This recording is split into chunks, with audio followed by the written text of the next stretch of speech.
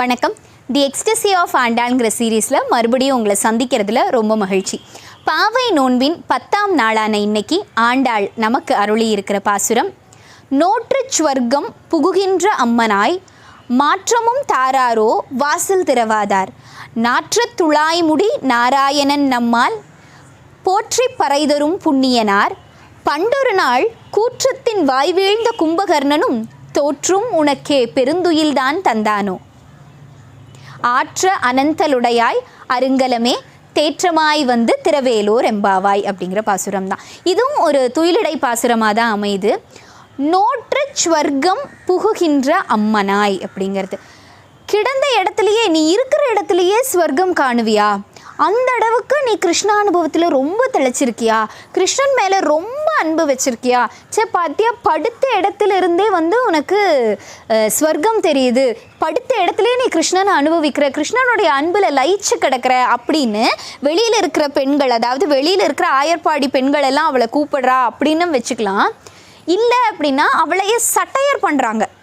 நாங்கள் பக்கத்து வீட்டில் இருந்து அப்படியே ஒருத்தராக கூப்பிட்டுட்டு வரோம்ல, நீயே நேற்று என்ன சொன்னேன், நான் தான் ஃபஸ்ட்டு வந்துடுவேன், நான் தான் எந்திரிச்சு வந்துடுவேன், நான் பாவை நோன்பில் நான் தான் முதலாக இருப்பேன், ஏன்னா கிருஷ்ணனை நம்ம பார்க்க போகிறோம் இல்லையா, கிருஷ்ணன் நமக்கு பறை கொடுக்க போகிறான் இல்லையா, ஸோ நான் தான் ஃபஸ்ட்டு வருவேன், கிருஷ்ண அனுபவம் எனக்கு ரொம்ப கிடைக்கும் அப்படின்லாம் நீ சொல்லிட்டு இருந்தியே, இப்படி படுத்துட்ருக்க நீயே கிருஷ்ணனை போய் பார்த்து எப்படி பறை வாங்குவ, இப்படி படுத்துட்டு இருந்தா நடக்குமா அப்படின்னு இருக்கிற பெண்களெல்லாம் சட்டையர் பண்ணுறாங்க அப்படிங்கிற மாதிரியும் நம்ம வச்சுக்கலாம். நோற்று ஸ்வர்க்கம் புகுகின்ற அம்மனாய் மாற்றம் தாராரோ வாசல் திறவாதார் அப்படின்னு சொல்லி, சரி நீ வாசல் திறக்கலை, வாசல் திறவாதார் வாசல் திறக்கலை, மாற்றமும் தாராரோ அப்படின்னா பக்கத்து வீட்டில் வந்து நாங்கள் கதவு தட்டி அவளை எழுப்பி கூப்பிட்டு வந்தோம், அந்த சத்தத்தில் நீ எழுந்திருக்கலை, சரி உன் வீட்டு கதவை வந்து இத்தனை நேரமாக தட்டுறோமே, இப்படி பேசுகிறோமே, இதுக்காவது நீ எழுந்திரிச்சு வந்திருக்கணும், அதுக்கும் நீ எழுந்திரிச்சு வரல, சரி பரவாயில்ல நீ வந்து கிருஷ்ணானுபவத்தில் தழைச்சிருக்கேனே வச்சுக்கோ, நீ எழுந்திரிச்சு வர முடியலன்னா இதாக வரேன் அப்படின்னு ஒரு குரலாவது வந்து கொடுக்கலாம் இல்லையா, நீ வந்து உடனே கதவு திறக்கலை, அட்லீஸ்ட் ஒரு சத்தம் போடலாம் இல்லையா, இதா வந்துட்டேன் அப்படின்னாவது சொல்லலாம் இல்லையா. மாற்றம் அப்படின்னா மறுமொழி அப்படின்னு அர்த்தம். அப்போ மாற்றம் தாராரோ, உன்னால் ஒரு மறுமொழி கூடவா பேச முடியாது, அந்த அளவுக்கு என்ன உனக்கு ஆழ்ந்த உறக்கம் இருக்குது அப்படின்னு சொல்லி இவங்க கோபியர்கள் எல்லாம் கேட்குறாங்க. எப்படின்னா, மாற்றமும் தாராரோ வாசல் திறவாதார், நாற்ற துழாய் முடி, நாற்றம் அப்படின்னா நம்ம வந்து இப்போ இருக்கிற நம்ம பொதுவாக நாற்றம் அப்படின்னா அச்சோ ஒரு பேட் ஸ்மெல் அப்படிங்கிற மாதிரி நம்ம மனசில் ரெஜிஸ்டர் ஆகிடுச்சு இல்லையா. நாற்றம் அப்படின்னா நறுமணம் அப்படிங்கிறது தான் உண்மையான தமிழ் அர்த்தம். அது எந்த வகையான நறுமணம்ங்கிறது அது எந்த நறுமணம் வருதோ அது கூட வச்சு தான் நம்ம சொல்ல முடியும். எந்த நாற்றம் இருக்கோ அந்த வாசனை வருது. நாற்றம்னாலே உடனே நம்மளுக்கு வந்து அது கெட்ட வாசனை அப்படிங்கிறத நம்ம முடிவு பண்ணிட முடியாது. நாற்ற துழாய் முடி, துழாய்னா துளசி, நாற்ற துழாய் முடி நாராயணன். இப்போ பெரும்பாலும் வந்து பெருமாள் கோயில்களில் நீங்கள் போயிருந்தீங்கன்னா தெரியும், எப்பயுமே தீபாராதனை காட்டின உடனேயும் தீர்த்தம் கொடுக்கும்போதே கையில் துளசி தான் தருவாங்க. ஏன்னா பெருமாளின் திருவடியில் மட்டுமல்ல, பெருமாளுடைய முடியிலும் கூட, திருமுடியிலும் கூட துளசியை அணிபவன் இல்லையா. நாராயணன்னாலே துழாய், துழாய்னா துளசி, துளசினா நாராயணன், நாராயணன்னா துளசி அப்படிங்கிற மாதிரியும் அர்த்தம் இருக்குது. நாற்ற துழாய் முடி நாராயணன் நம்மால். எனக்கு என்னமோ இந்த இடத்துல ஒரு துளசி வாசம், துழாய் வாசனை வீசிக்கிட்டே இருக்குது. இங்கே கோபியர்கள் எல்லாம் பேசிக்கிறாங்க. அப்போ என்ன நடந்திருக்கணும், கண்ணன் நைட்டு ஃபுல்லாக முன்னத்த நாள் ராத்திரி ஃபுல்லாக இங்கே வந்திருக்கான், இவங்க ரெண்டு பேரும் கிருஷ்ணானுபவத்தில் தழைச்சிருக்காங்க, இப்போ கிருஷ்ணன் வந்துட்டு போன ஞாபகத்திலேயே அவள் இருக்கா, அதனால அந்த மகிழ்ச்சியில் அந்த அனந்தல் அவள் படுத்திருக்கான், நம்ம சொல்கிறதெல்லாம் எங்கே காதில் விழுக போகுது அப்படின்னு சொல்லி கேட்குறான் இல்லையா. நாற்ற துழாய் முடி நாராயணன் நம்மால் போற்றி பறைதரும் புண்ணியனார். நாம் பறை வேணும், பரிசில் வேணும்னு நம்ம இந்த கத்துறோமே, இனி இதெல்லாம் அவள் காதில் எங்கே விழுக போகுது அப்படின்னு சொல்லி சொல்கிறான். பண்டொரு நாள் கூற்றத்தின் வாய் வீழ்ந்த கும்பகர்ணனும். பண்டொரு நாள்னா அன்னைக்கு ஒரு நாள், அன்னைக்கு கூற்றத்தின் வாய் வீழ்ந்த கும்பகர்ணனும். கூற்றம்னா யமன், கூற்றத்தின் வாய் வீழ்ந்த யமனின் விதி வலையில் சிக்கி மாண்டு போன கும்பகர்ணன். திரேதா யுகத்தில் ராமாயண காலகட்டத்தில் ராமாவதாரம் எதுக்கு வந்தது அப்படின்னா ராவணனை அழிக்கிறதுக்கு அப்படின்னு தெரியும். ராவணனுடைய சகோதரர்களில் முக்கியமான ஒருத்தன் வந்து கும்பகர்ணன். அவன் வந்து பிரம்மன் கிட்ட வந்து ஒரு என்ன சொல்றது, ஒரு பூன் வாங்கியிருக்கான். பிரம்மன் கிட்ட வந்து அவனுக்காக ஒரு வரம் என்ன அப்படின்னா 6 மாதம் சாப்பிடுவேன் 6 மாதம் தூங்குவேன் அப்படிங்கிற வரம் தான். அப்போது அவன் 6 மாதம் தூங்கிட்டே இருந்தான்னா அவனால் எழுப்பவே முடியாது, அவனை யாருமே எழுப்ப முடியாது இல்லையா.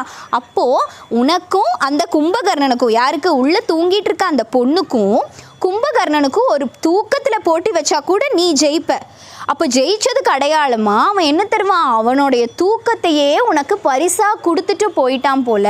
திரேதாயுகத்தில் கும்பகர்ணன் இருந்தான், அச்சோ கும்பகர்ணன் செத்து போயிட்டானேன்னு இப்போ வருத்தப்பட தேவையே இல்லை. அதுதான் கும்பகர்ணி மாதிரி நீ இருக்கியே, அந்த அளவுக்கு உனக்கு தூக்கமா? கும்பகர்ணனே தூக்கத்தில் தோற்று போயிடுவான்னா அப்போ நீ எந்த ஆழ்ந்த உறக்கத்தில் இருக்க அப்படின்னு சொல்லி தோழிமார்கள் எல்லாம் கேலி பண்ணுறாங்க. பண்டொரு நாள் கூற்றத்தின் வாய் வீழ்ந்த கும்பகர்ணனும் தோற்றும் உனக்கே பெருந்துயில்தான் தந்தானோ அப்படின்னு சொல்கிறாங்க. ஆற்ற அனந்தலுடையாய், அனந்தல்னா சோம்பேறித்தனம்னு நம்ம பார்த்தோம். ஆற்ற அனந்தலுடையாய் பயங்கர சோம்பேறி. அப்படி என்ன உனக்கு சோம்பேறித்தனம்? பயங்கர அப்படி ரொம்ப ஒரு மாதிரி சலிப்பு தட்டி படுத்திருக்கிற குணம் இல்லையா. ஆற்ற அனந்தலுடையாய் அருங்கலமே. ஆனால் உள்ளே தூங்கிட்டு இருக்கவ யாரு? கிருஷ்ணா அனுபவத்தில் லயிச்சு போயிருக்கவ. நீ எங்களை வந்து வழி நடத்தணும் இல்லையா. எங்களை வழிநடத்துபவள், எங்களை வழிநடத்தும் தகுதியில் இருப்பவள். ஆற்ற அனந்தலுடையாய் அருங்கலமே, எங்களை வழிநடத்துபவளே தேற்றமாய் வந்து தெளிவாக வந்து முகமெல்லாம் திருத்தி, முகமெல்லாம் கழுவி, தலைய முடியெல்லாம் திருத்தி நல்லா தெளிவாக வந்து எங்களை பாவை நோன்புக்கு கூட்டிகிட்டு போ. தேற்றமாய் வந்து திரவேலூர் எம்பாவாய், முடி திருத்தி முகம் கழுவி தெளிவாக வந்து கதவை தர திரவேலூர் வந்து எங்களை பாவை நோன்புக்கு கூட்டிகிட்டு போ அப்படின்னு சொல்கிற மாதிரி இந்த பாடல் அமையுது. இதனுடைய உள்ளார்ந்த அர்த்தம் அப்படின்னு பார்க்கும்போது ஒவ்வொரு ஆழ்வார்களை வந்து ஒவ்வொரு பாடல்கள் வந்து கூப்பிடுறாங்க, ஒவ்வொரு ஆழ்வார்களை குறிக்குது. அப்போ ஆண்டாள் வந்து ஒவ்வொரு ஆழ்வார்களையும் கூப்பிட்டு எங்களை வந்து பாவை நோன்புங்கிறது மேலாப்பில் இருந்தாலும் எங்களை கிருஷ்ணனுடைய முக்தி நிலைக்கு, கிருஷ்ணனை அடைவதற்கான வழியே எங்களுக்கு கூட்டிகிட்டு போங்க, அந்த வழி எங்களுக்கு சொல்லிக் கொடுங்கன்னு கேட்குற மாதிரி ஒவ்வொரு பாடல்களும் அமையுது. அந்த வகையில் இன்றைக்கான பாடல் யார் அப்படின்னு பார்த்தோம்னா பேய் ஆழ்வாரை குறிக்குது.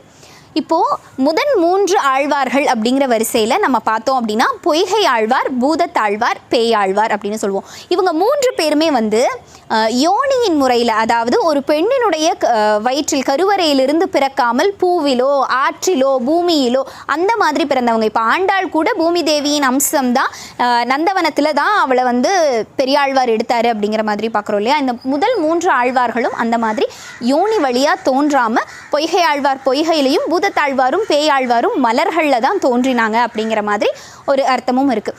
இவங்க 3 பேரும் ஆக்சிடென்டலாக எதேர்ச்சியாக திருக்கோவலூரில் சந்திச்சுக்கிறாங்க. அது வந்து எப்படி சந்திக்கிறாங்க அப்படின்னா, முதல்ல வந்து பொய்கை ஆழ்வார் அங்கே வராரு. பொய்கை ஆழ்வார் வரும்போது பயங்கரமான மழை திருக்கோவலூரில்.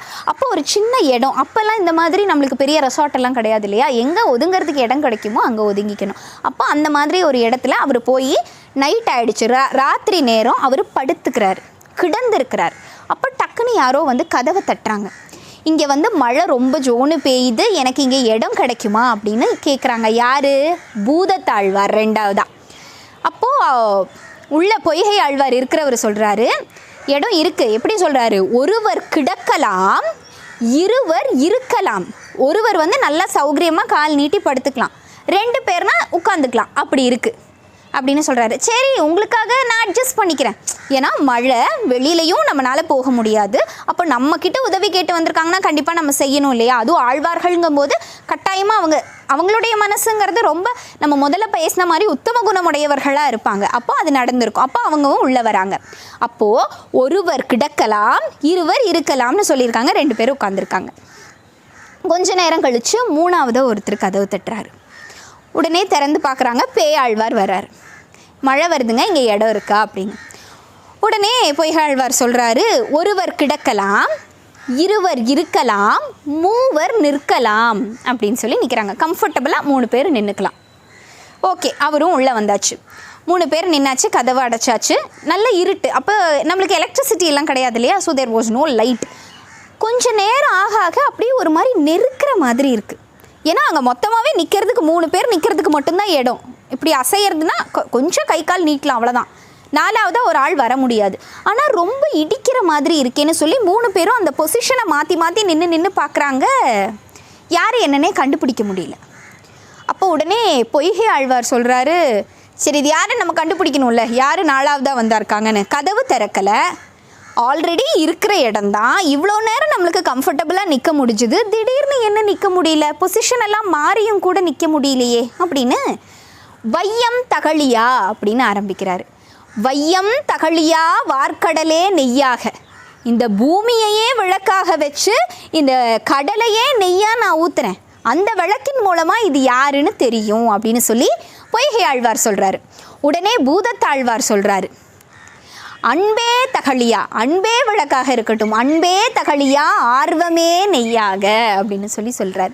இவங்க 2 பேரும் இந்த மாதிரி பாடல்கள் பாடும்போது உடனே இங்கே பேயாழ்வாருக்கு தெரிஞ்சிருச்சு, இவங்க 2 பேரும் விளக்கு ஏற்றியாச்சு இல்லையா, வையம் தகழியான்னு இங்கே விளக்கெறியுது, அன்பே தகழியான்னு இங்கே விளக்கெறியுது. உடனே பேயாழ்வார் யார் அப்படின்னு பார்த்துட்டார்.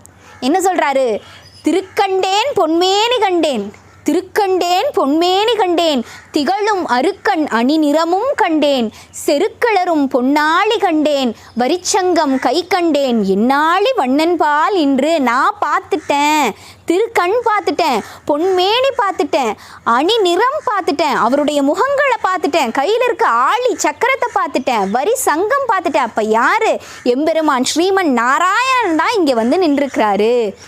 இதில் எப்படி இது பொருந்தும் அப்படின்னு பார்த்தோம்னா, நோற்று ஸ்வர்க்கம், இருந்த இடத்திலிருந்தே சொர்க்கத்தை காண்டிருக்கிறாங்க. அந்த பெண்ணை நம்ம என்ன சொல்கிறோம், இருந்த இடத்திலிருந்தே எந்த நோன்புக்கும் போகாமல் நீ சொர்க்கம் காண முடியுமா அப்படின்னா, இவர் எந்த விளக்கும் ஏற்றாமலே இங்கே வையம் தகழியான்னு பாடல் பாடி விளக்கேற்றி இருக்கிறாரு பொய்கை ஆழ்வார் இல்லையா, இங்கே அன்பே தகழியான்னு பாடல் பாடி விளக்கேற்றிருக்கிறாரு பூதத்தாழ்வார். நான் விளக்கேற்றலை, ஆனால் என் பெருமான் நாராயணனை நான் பார்த்துட்டேன், என் கண்ணால் நான் பார்த்துட்டேன், திருக்கண்டேன் பொன்மேனி கண்டேன். அப்போது நோற்று ஸ்வர்க்கம், எந்த நோன்பும் இருக்காமல் நான் என் பெருமானை கண்டேன், அதனால் இந்த பாடல் அவருக்கு பொருந்தும் அப்படின்னு சொல்கிறாங்க. அது மட்டும் இல்லாமல் நாற்று துளாய்முடி நாராயணன் அப்படின்னு இந்த இடத்துல வருது இல்லையா, இவருடைய பாடல்களில் நிறைய துளாயின் பெயர்கள், துளாய் பற்றிய நிறைய கருத்துக்கள் பேயாழ்வாருடைய பாடல்களில் இருக்கான். அதனால இதனுடைய உள்ளார்ந்த அர்த்தம் என்பது பேயாழ்வாரை குறிக்கும் அப்படிங்கிறது கணக்கு. இன்னைக்கான பாடல், நோற்ற ஸ்வர்க்கம் புகுகின்ற அம்மனாய் மாற்றமும் தாராரோ வாசல் திறவாதார், நாற்ற துளாய்முடி நாராயணன் நம்மால் போற்றி பறை தருவான், புண்ணியனார் பண்டொரு நாள் கூற்றத்தின் வாய் வீழ்ந்த கும்பகர்ணனும் தோற்றே உனக்கே பெருந்துயில்தான் தந்தானோ, ஆற்ற அனந்தலுடையாய் அருங்கலமே தேற்றமாய் திரவேலூர் எம்பாவாய் அப்படிங்கிறதான். நாளைக்கு அடுத்த நாள் பாயிரத்தோடு உங்களை சந்திக்கிறேன். நன்றி.